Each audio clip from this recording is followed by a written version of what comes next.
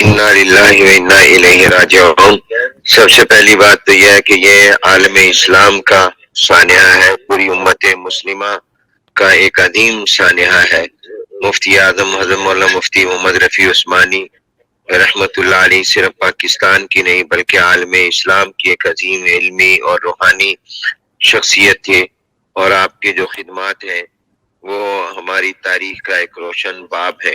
مجھے الحمدللہ وفاق المدارس العربیہ پاکستان کی ذمہ داری کے حوالے سے خاص طور پر مفتی صاحب رحمت اللہ علیہ کی رفاقت کا ایک لمبے زمانے تک شرف حاصل ہوا، اور وہ میرے والد کی طرح تھے، میرے مربی تھے، مشفق تھے، محسن تھے، مہربان تھے۔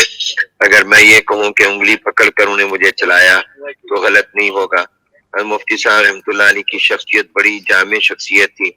آپ کو اللہ تعالیٰ نے قرآن و سنت کے علوم پر گہری نظر عطا فرمائی تھی، اور ان کی جو خدمات تھیں پاکستان میں امن و امان کے قیام کے لیے، پوری دنیا میں امن کے قیام کے لیے، امت مسلمہ کے اتحاد کے لیے وہ بہت درد مند رہتے تھے، فکر مند رہتے تھے۔ پھر مدارس اور جامعات کی تحفظ کے لیے، ان کی ترقی کے لیے بھی مفتی صاحب رحمۃ اللہ علیہ نے بہت عظیم الشان خدمات سر انجام دی ہے۔ میں اس وقت آپ کو بتا نہیں سکتا، یہاں بہت بڑا اجتماع تھا چاٹ گام میں، ایک انٹرنیشنل اسلامی کانفرنس تھی، میں گفتگو کر رہا تھا کہ اس تقریر کے دوران مجھے حضرت مولانا مفتی عبد الرحمن صاحب رحمۃ اللہ علیہ کے جانشین حضرت مولانا محمد ارشد صاحب رحمانی دامت برکاتہم نے اور مفتی شاہد رحمانی صاحب دامت برکاتہم نے یہ روح فرسا خبر تقریر کے دوران سنائی، تو میں اس وقت میں پھر آگے چند لفظ بھی نہیں بول سکا، اور میرا تمام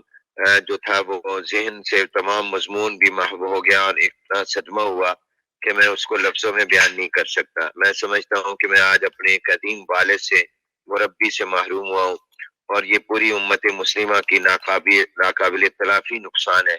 اللہ تبارک و تعالی حضرت مفتی صاحب رحمۃ اللہ علیہ کے درجات کو بلند سے بلند تر فرمائے، اور ہمیں ان کے نقش قدم پر چلنے کی توفیق عطا فرمائے۔ انشاءاللہ مفتی صاحب رحمۃ اللہ علیہ کو ہمیشہ یاد رکھا جائے گا ان کی خدمات کے حوالے سے، اور ان کی جو خدمات ہیں وہ ایسی ہیں جن کو کبھی بھلایا نہیں جا سکتا۔ اللہ تعالی ہم سب کو اپنے اکابر کے نقش قدم پر چلائے، اور اس صدمے کو سہنے اور برداشت کرنے کی توفیق عطا فرمائے۔ اور اللہ قادر ہے، بظاہر تو نہیں لگتا کہ یہ خلا پر ہو سکے، لیکن اللہ تعالیٰ قادر ہے کہ اس خلا کو پر فرما دے۔ موت العالم موت العالم، ایک عالم کی وفات یہ پورے جہان کی اور عالم کی وفات ہے۔